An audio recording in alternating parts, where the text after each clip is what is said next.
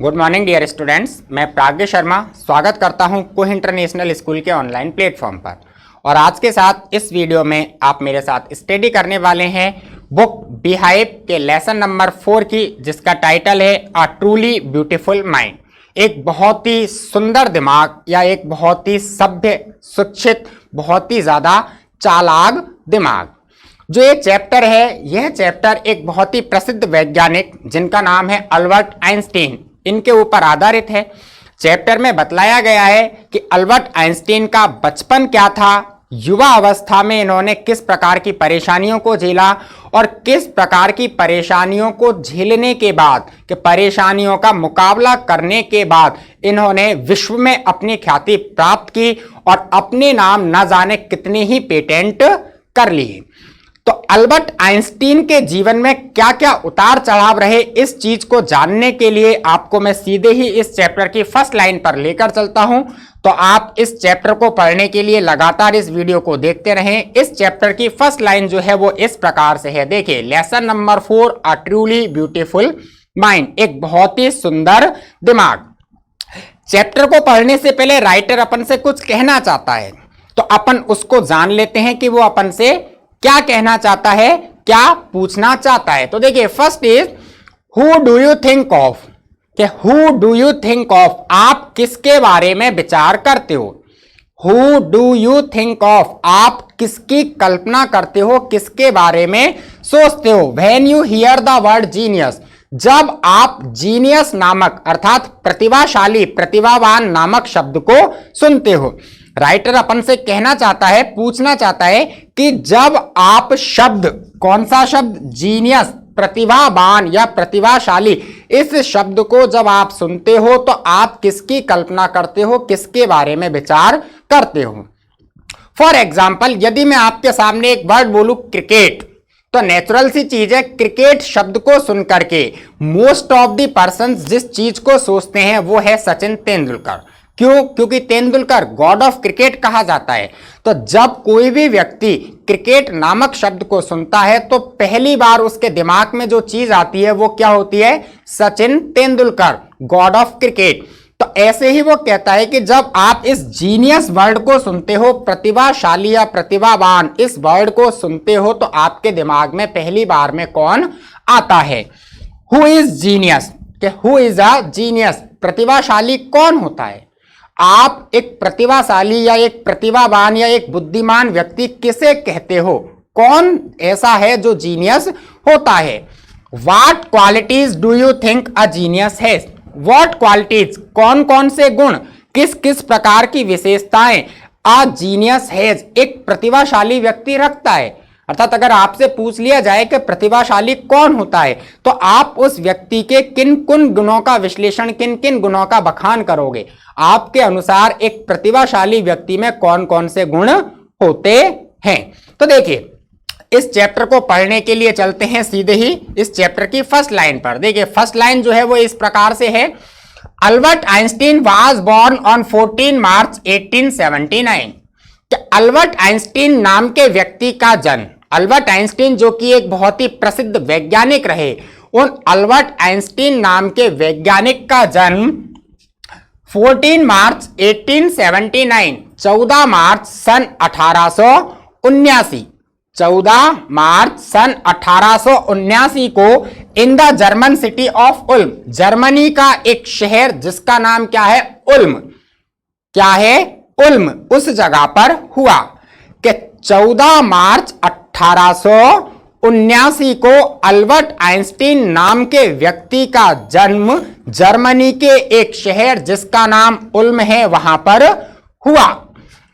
Without any indication that he was destined for greatness, without any indication, बिना किसी indication, indication का मतलब क्या होता है? संकेत।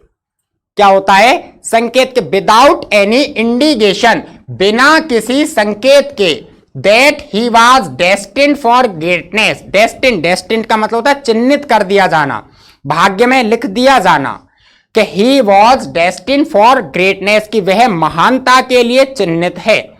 वापस रिपीट करता हूं, समझना कि जर्मनी का एक शहर जिसका नाम है उल्म, उस शहर में 14 मार्च सन 1879 को अल्बर्ट आइंस्टीन नाम के व्यक्ति का जन्म हुआ और वह जन्म विदाउट एनी इंडिकेशन, बिना किसी ऐसे संकेत के हुआ कि he was destined for greatness, कि वह महानता के लिए चिन्हित किया गया है। जैसा कि अपन इंडियन सोसाइटी में रहते हैं, भारतीय समाज में अपन ने बहुत ज्यादा एक चीज सुनी है, पूत के पांव पालने में दिख जाते हैं।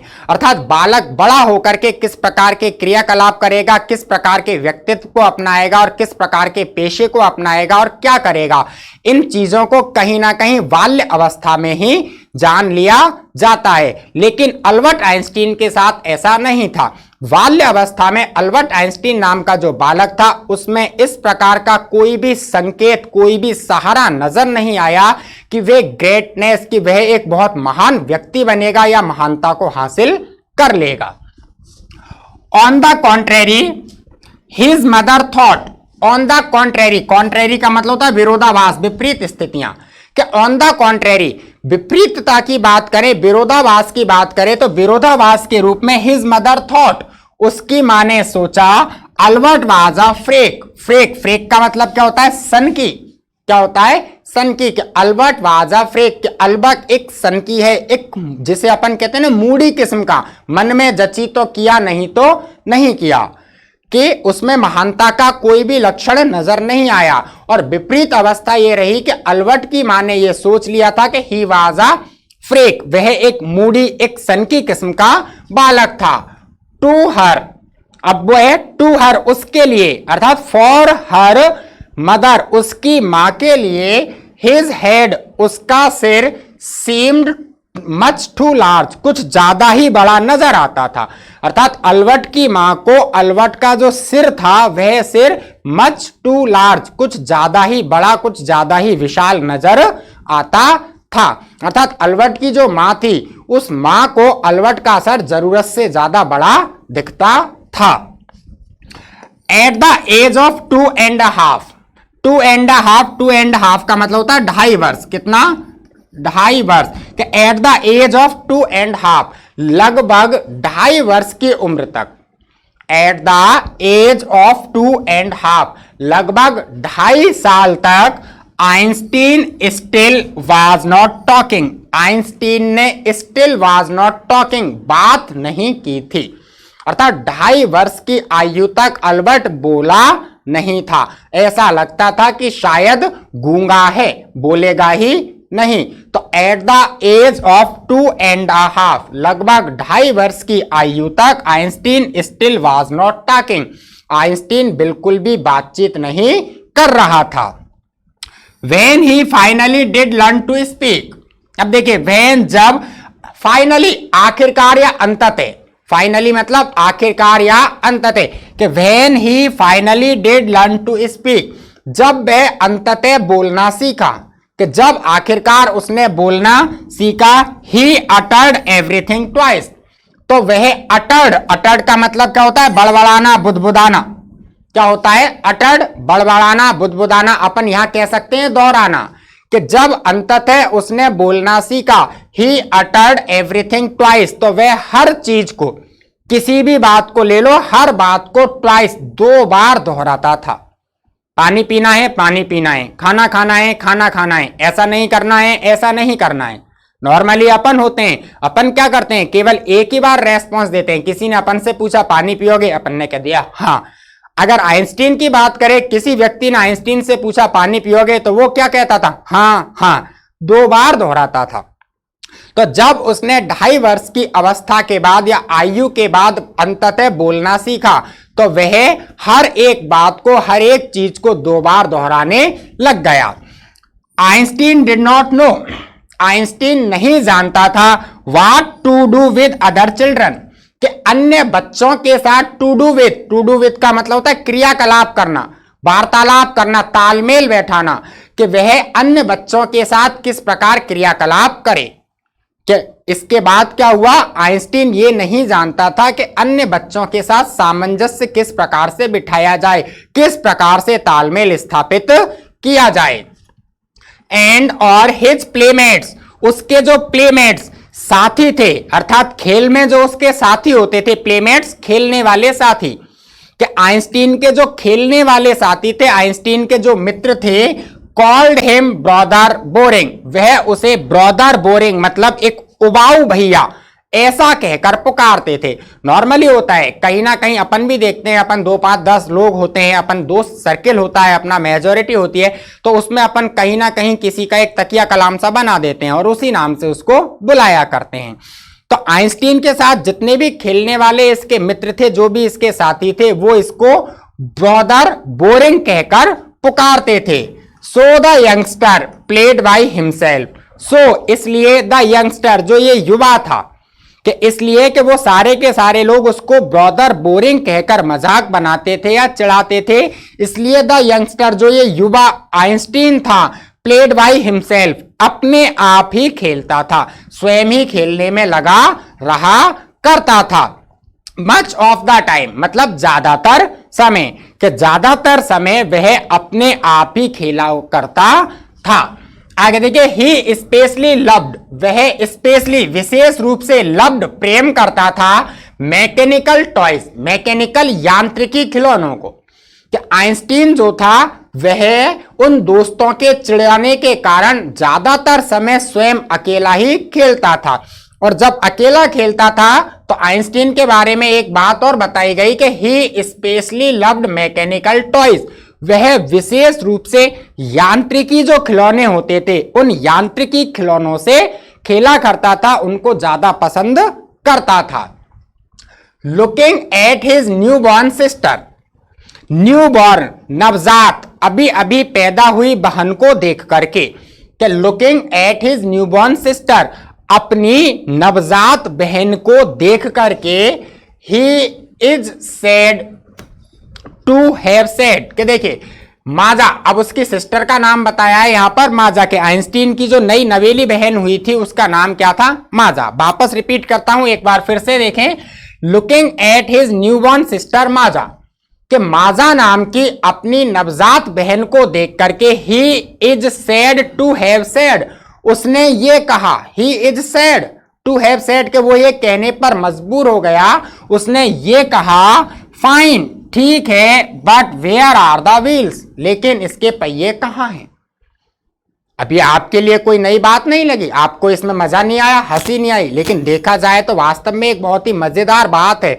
इससे ये पता चलता है कि बालक का दिमाग यांत्रिकी की चीजों में कितना ज्यादा रचा पड़ा है, कि वह विशेष रूप से यांत्रिक के खिलौनों को पसंद करता था। नॉर्मली यांत्रिक के खिलौने क्या हैं, जैसा कि अपन अपने घरों में भी देखते हैं, बच्चे खेलते हैं, रिमोट वाली गाड़ी होती है, रोबोट होता है, सारे सिस्टम बटन से चलते हैं, सेल से चलते हैं, यही होता है ना। एक अपना जमाना था, उसमें अपन ने क्या किया, कोई भी एक गाड़ी ले ली, उसको जमीन पे यूं रिगड़ा, तब जाकर वो चलती थी। लेकिन आजकल अपन देखते हैं क्या है, गाड़ी में सेल लगे होते हैं, बटन दबाओ, दरवाजे खुल जाते हैं, गाड़ी आगे बढ़ जाती है, पीछे आ जाती है, तो वो यांत्रिकी खिलौने हैं। तो वो विशेष रूप से यांत्रिक के खिलौनों को पसंद किया करता था। जब इसकी बहन माजा, इसने जन्म लिया, जब माजा नामक बहन इसकी पैदा हुई, तो उसने उसे देखा और देख करके क्या कहा, ठीक है, बहुत सुंदर है, अच्छी है, लेकिन महत्वपूर्ण बात यह है कि वेयर आर द व्हील्स, इसके पहिए कहां हैं, ये चलेगी तो चलेगी कैसे, ये बिना पहियों के चलेगी कैसे, तो इसके पहिए कहां पर हैं। A headmaster once told his father, a headmaster एक प्रधान अध्यापक ने वंस एक बार टोल्ड हिज फादर इनके पिता से कहा, that what Einstein chose as a profession, कि व्हाट आइंस्टीन चॉज, आइंस्टीन किस चीज का चुनाव करता है, एज अ प्रोफेशन एक व्यवसाय के रूप में, पेशे के रूप में। वापस रिपीट करता हूं, सुने, a headmaster once told his father, एक बार एक प्रधान अध्यापक ने आइंस्टीन के पिता से कहा, that what Einstein chose as a profession, कि आइंस्टीन प्रोफेशन व्यवसाय के रूप में या पेशे के रूप में जिस किसी भी चीज का चुनाव करता है, वुड नॉट बेटर, वो कोई मामला नहीं है, अर्थात उस पर ज्यादा ध्यान देने की जरूरत नहीं है, वो कोई सोचने का बिंदु है ही नहीं, बिकॉज क्योंकि he will never make a success at anything, कि वह never make a success at anything, कभी भी किसी भी क्षेत्र में सफलता प्राप्त नहीं करेगा। कि एक बार एक प्रधान अध्यापक ने आइंस्टीन के पिता से कहा कि आइंस्टीन आने वाले भविष्य में किसी भी चीज का चुनाव कर ले, इस चीज पर ज्यादा विचार करने की आवश्यकता नहीं है, बिकॉज क्योंकि he will never make a success at anything, कि वह कहीं भी किसी भी क्षेत्र में किसी भी बिंदु पर किसी भी प्रकार की सफलता प्राप्त नहीं करेगा। Einstein began learning to play the violin at the age of 6। अब देखिए आइंस्टीन बिगेन लर्निंग, आइंस्टीन ने बिगेन लर्निंग सीखना प्रारंभ किया to play the violin, violin को बजाना। प्ले का मतलब बजाना, कि आइंस्टीन ने वायलिन बजाना सीखना प्रारंभ किया एट द एज ऑफ 6 वर्ष की आयु में। जब आइंस्टीन 6 वर्ष का था तो उसने वायलिन को सीखने की जो प्रक्रिया है, जो लेसन है, उसको सीखना प्रारंभ कर दिया। बिकॉज क्योंकि his mother wanted him to, उसकी मां ये चाहती थी। His mother wanted him to, उसकी मां उसके लिए ये चाहती थी। मां की इच्छा थी कि मेरा बेटा आइंस्टीन वायलिन बजाना सीखे, इसलिए 6 वर्ष की आयु में आइंस्टीन ने वायलिन बजाना प्रारंभ किया। He later became a gifted amateur violinist, और लेटर बाद में ही became, वह बन गया a gifted amateur violinist, एक अमेचर का मतलब होता है शौकिया तौर पर। क्या होता है? शौकिया तौर पर, कि वह बाद में शौकिया तौर पर वायलिन बजाने वाला बन गया। Maintaining this skill through out his life, और उसने दिस स्किल मतलब इस गुण को, किस गुण को? वायलिन बजाने के गुण को, कि आइंस्टीन ने वायलिन बजाने का जो गुण था उस गुण को maintaining through out his life, अपने पूरे जीवन बनाए रखा। अर्थात वह पूरे जीवन भर वायलिन बजाते ही रहे। उन्होंने अपने इस स्किल को अपनी पूरी जिंदगी में उतार लिया।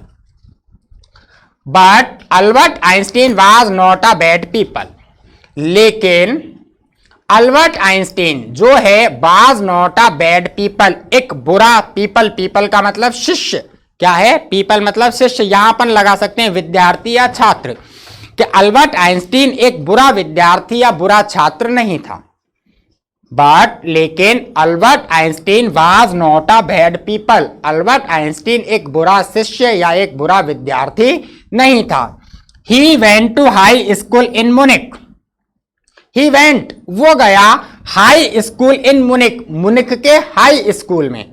क्या अल्बर्ट आइंस्टीन मुनिक के हाई स्कूल में गए, where Einstein's family had moved, जहां पर आइंस्टीन्स फैमिली, आइंस्टीन का परिवार हैड मूव्ड जा चुका था, when he was 15 months old, जब वह 15 महीने का था। ये जगह है मुनिक, जहां पर उसने हाई स्कूल में एडमिशन लिया।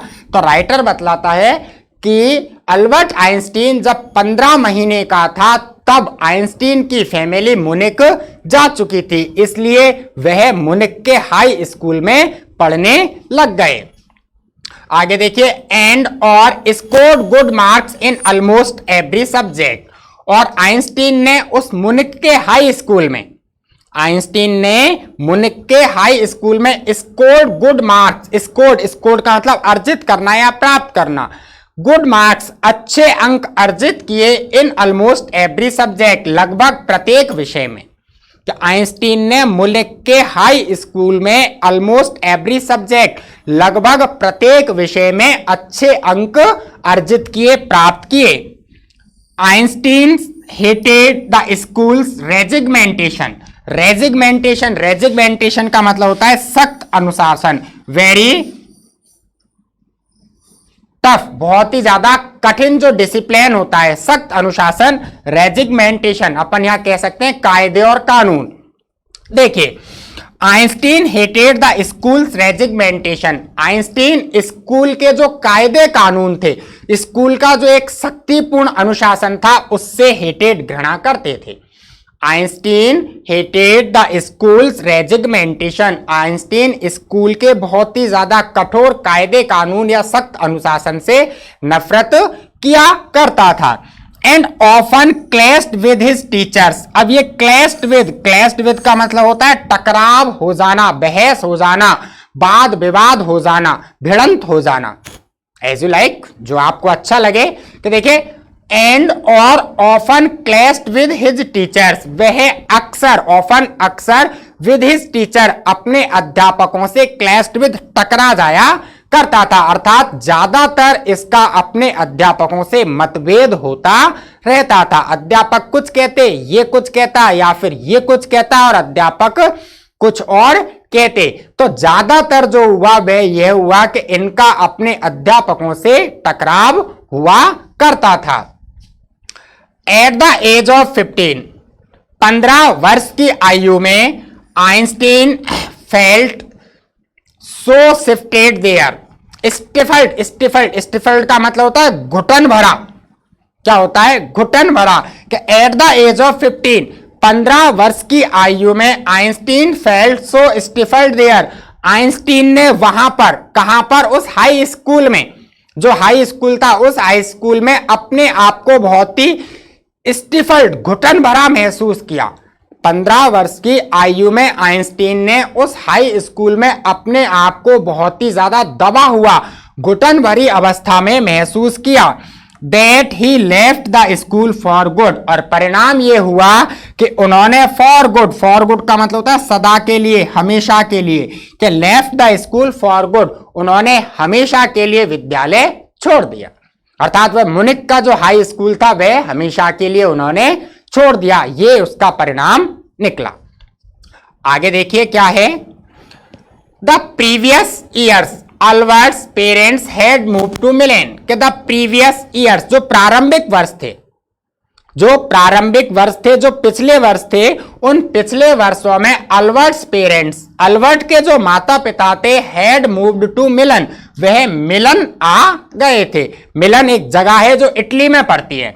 तो देखिए द प्रीवियस ईयर, प्रारंभिक पुराने जो वर्ष थे उन वर्षों में अल्बर्ट्स पेरेंट्स, अल्बर्ट के माता पिता, हैड मूव्ड टू मिलन, वह मिलन पलायन कर गए थे, मिलन रहने के लिए चले गए थे। एंड लेफ्ट देयर सन, और अपने बेटे को विद रिलेटिव्स, अपने रिश्तेदारों के साथ छोड़ दिया था। कि पुराने पिछले वर्षों में अल्बर्ट आइंस्टीन के माता पिता मिलन रहने के लिए गए और उन्होंने अपने बेटे अल्बर्ट को रिश्तेदारों के साथ रहने के लिए छोड़ दिया। आफ्टर प्रोलॉन्ग डिस्कशन, प्रोलॉन्ग का मतलब होता है बहुत लंबे समय से चला आ रहा, प्रोलॉन्ग के बहुत लंबे समय से चले आ रहे डिस्कशन, विचार विमर्श के बाद, तर्क वितर्क के बाद। ए प्रोलॉन्ग डिस्कशन, लंबे समय से चले आ रहे तर्क वितर्क या विचार विमर्श के बाद आइंस्टीन गॉट हिज विश का मतलब इच्छा मनवा लेना, राजी कर लेना। एक लंबे तर्क वितर्क या बहस के बाद Einstein got his wish, Einstein ने अपनी इच्छा मनवा ली, आइंस्टीन की इच्छा पूरी हो गई। टू कंटिन्यू हिज एजुकेशन, कि वह अपनी शिक्षा को, अपने अध्ययन को कंटिन्यू जारी रखे in German speaking Switzerland, Switzerland में जर्मन स्पीकिंग, जर्मनी भाषा के विद्यालय में। कि एक बहुत लंबे समय से चले आ रहे विचार विमर्श के बाद Einstein got his wish, Einstein ने अपनी इच्छा मनवा ली टू कंटिन्यू हिज एजुकेशन, कि वह अपने अध्ययन को, अपनी पढ़ाई को in German speaking Switzerland, Switzerland में एक जर्मन भाषा बोले जाने वाले विद्यालय में जारी रखे।